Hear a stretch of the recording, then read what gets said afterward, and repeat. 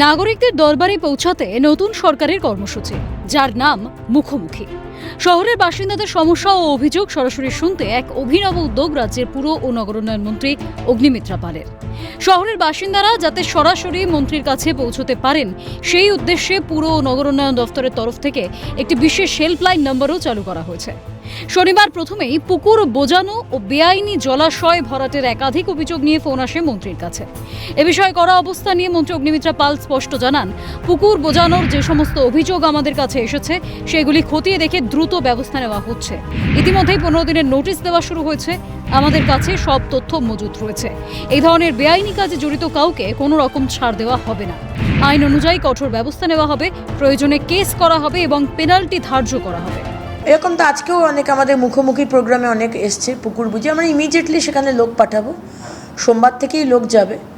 এবং পুকুর তো বোঝানো যাবেই না।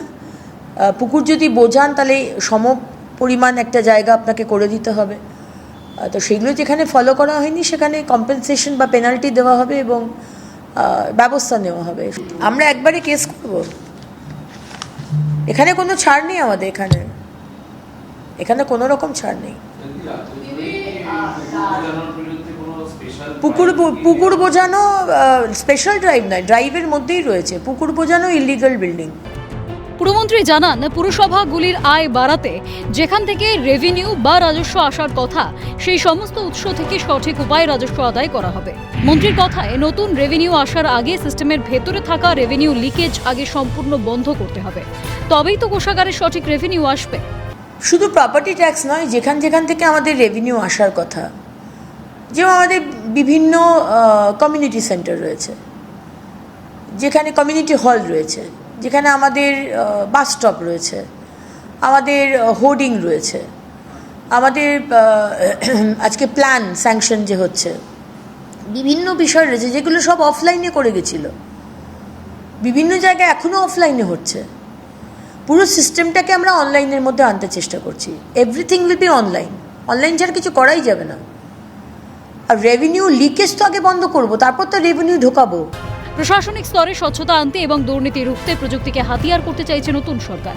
মন্ত্রী জানান, সাধারণ মানুষের সুবিধার্থে এবং দালাল রাজ রুখতে পুরসভার সব কাজ যাতে দ্রুত অনলাইন ব্যবস্থার আওতায় আনা যায়, তার জন্য কাজ চলছে। আমরা টিসিএস এর সাথে কথা বলে আমরা এটা করার কথা ভাবছি, যাতে এক সিস্টেমের মধ্যে একটা ড্যাশবোর্ডে আমরা যাতে পুরো রাজ্যের ইউএলবির পুরো হিসেব নিকেশটা দেখতে পারি একটা গ্লান্স, এটা আমরা চাইছি। প্রশাসনের এই মুখোমুখি উদ্যোগ ও মন্ত্রীর কড়া মনোভাব আম জনতার মনে নতুন আশার আলো যোগাচ্ছে। সরকারের এই কর্মসূচির হাত ধরে রাজ্যের পুরো পরিষেবার ভোল বদলে যাবে বলে আশা করছে রাজনৈতিক মহল। ক্যামেরায় জ্যাকি সিং এর সঙ্গে রেশমি দাসের রিপোর্ট, ক্যালকাটা নিউজ।